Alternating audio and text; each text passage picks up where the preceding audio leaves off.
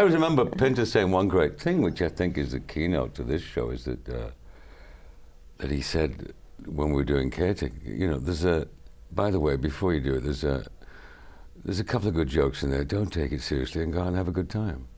And that basically, I think, is the answer to most plays. That seems to be what's happened with us. Most plays, though, I think, I'll get the jokes in. All I could say that happened in rehearsals is that we ended up, I've never laughed so hard in a rehearsal period in my life.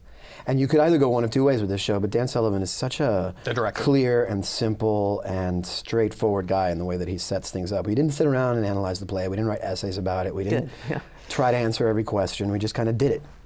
And then we'd find ourselves laughing ourselves into a stupor. I mean, falling out and unable to go on with the scenes because we didn't understand what we were doing. So it was either that or you'd sit around and write essays. And I much prefer this, where you just kind of laugh. Yeah, and the essays production could be awfully dreary, I would imagine. Well, Harold always talked about once I spoke to him about 2 weeks ago. I thought it was time I called him, and I said, you know, I think you'd be proud of us, Harold. We're all out there having a good time. They're all terrific. It's a great, the classic hybrid cast, which, you know, I think works brilliantly in this show, you know, American and English actors.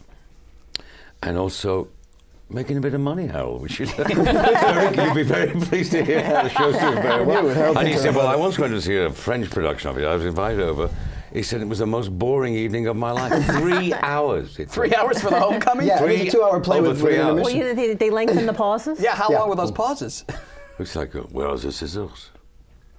We're going to do that tonight. We're going to do that. If we keep training, we'll do it in French. Listen, in French. Let Peter Sellers to come in and do it. We'll all stare at each other. Go past 11 o'clock and you'll get overtime. Dan said we can't do any eyebrow acting. Right.